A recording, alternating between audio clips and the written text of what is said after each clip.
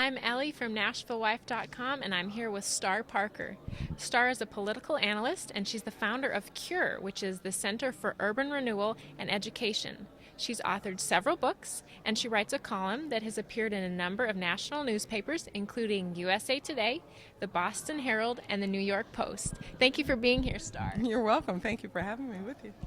So the mission of CURE is to fight poverty and restore dignity through the message of faith, freedom, and personal responsibility.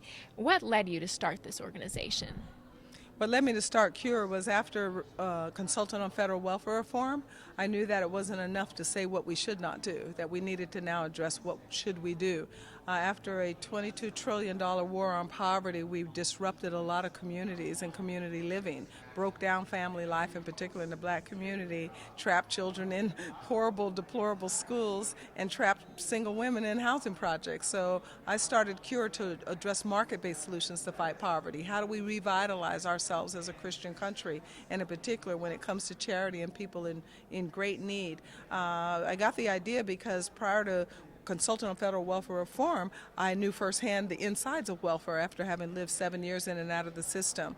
I'd gotten caught up in a very, very reckless life pattern and ended up in total social chaos, from drug addiction to sexual promiscuity, that landed me on the welfare state. And after a Christian conversion, I changed my life. I got a college degree, started a business, and after the '92 Los Angeles riots destroyed my business, I began to focus more on social reform. What are the realities? Why are we not seeming to get ahead when it comes to fighting poverty? Why have people lost such dignity? Why is personal responsibility in all of these questions about how to help others? And so that's the reason that I started CURE, so that we can get ahead of these answers and maybe come up with some solutions so that if we change laws, we could change people's lives. So you really try to go beyond just talking about things. You try to do and make differences through your actions.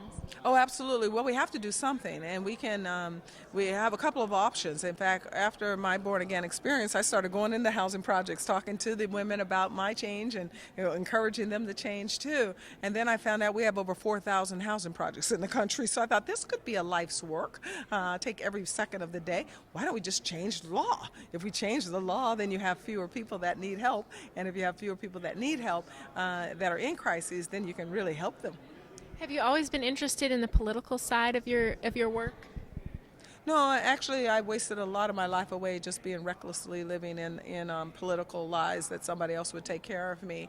My reality occurred when I was born again, when God started showing that the answer to poverty is freedom and personal responsibility. That is not a welfare state. When I started getting in the Bible to find out what God said about helping people that are in despair, he said, preach the gospel to them. And when Jesus was confronted with a whole bunch of hungry people and the disciples said, what do we do? He didn't say, go to the Romans and set up a food stamps program. He said, you feed them. And they said, well, where are we going to get the food? And he said, bring these little kids to me. Bring all these folks to me, and then we'll get them fed. And he did. So I still have great hope that that's true today. And that's what helped me develop out that we can change laws in the political realm so that people can recover their lives. What's next for you for the rest of 2016?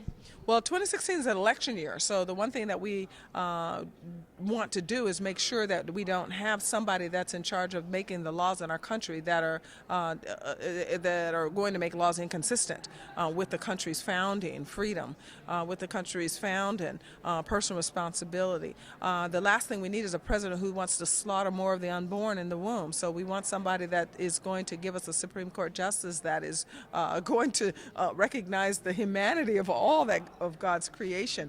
And so we want a very, very pro-life person to be in the White House so that we can get a Supreme Court justice or two or three that is consistent with a biblical worldview. So what CURE is doing and what I'm doing is spend a whole lot of time making sure that we get that candidate the attention that they need, and then to make sure that people have the information they need when they go into the voting booth so that they will vote for righteousness. What's the best way for people to stay updated on what you're up to and gain wisdom for this election year? Oh, wonderful. Well, urbancure.org is where you'll find all of my columns of much of my work and ways that you can help us get our work done. urbancure.org. Be sure to check that out and check out my website at NashvilleWife.com. Thank you so much for being here, Star. You're welcome. Thank you.